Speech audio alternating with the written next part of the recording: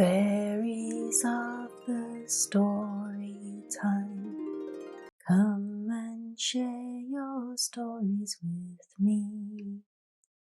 I am listening with my ears, and I'm sitting quietly. There was once a donkey who had worked hard all his life. He carried heavy sacks for his master without ever grumbling, but he was getting old. "He's no use to me now," thought the master. "I won't waste any more food on him." When the donkey caught wind of the master's plan, he escaped and set off down the road to Bremen. "I'll become a musician," he decided. "That seems like a good life for an old donkey."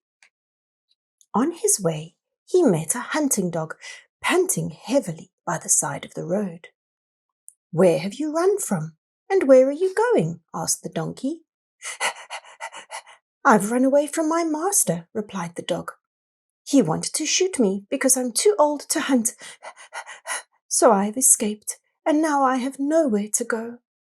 "Then come with me," suggested the donkey. "I'm going to be a musician in Bremen. You could play the drums while I play the lute." The dog liked the sound of this and walked alongside the donkey. They hadn't gone far when they met an annoyed, bedraggled cat. "What is the matter?" said the donkey. "My mistress tried to drown me," spat the cat. "I've grown too old to chase mice, and she won't let me just curl up by the stove." "Then come with us," said the dog.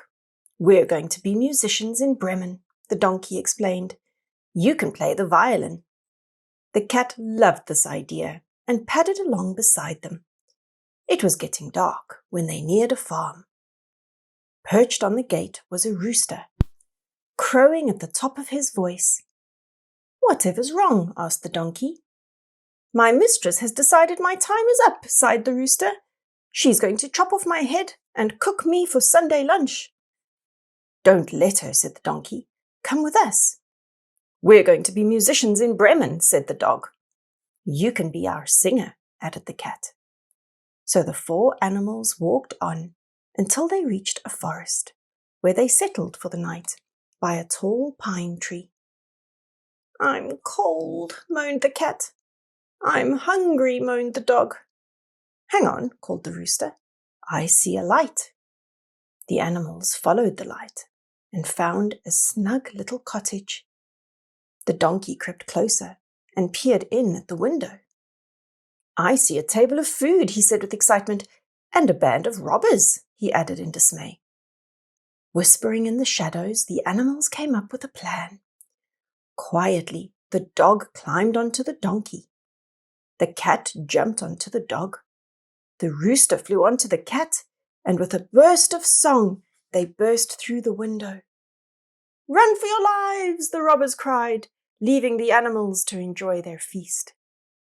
Happy and full, the animals turned out the light and lay down to sleep. But the robbers hadn't gone too far. When they saw the light go out, the robber captain said to the youngest robber, "Go back and find out who stole our hideout," he ordered. All was still as the little robber tiptoed into the dark kitchen. He saw the cat's eyes gleaming, and thinking they were burning coals, he jabbed a candle at them to light it. "Meow!" squealed the cat, leaping up and scratching the robber. Terrified, he ran back to the door, and he tripped over the dog, who bit him savagely on the leg. The robber hobbled into the yard and was bucked by the donkey, while the rooster crowed a fearsome cock-a-doodle-doo. Scared out of his mind, the robber escaped into the forest. "We must run away," he told his captain. "I've just been scratched by a witch, stabbed by a thug, and beaten by a monster. And now there's an evil voice that's shouting, 'Catch that rascal, do!'" The band of robbers turned and fled and never returned to the cottage in the woods. As for the animal musicians, they liked their new home so much they decided to stay, and they never did go to Bremen after all. Stars and moon and sun, My story is done.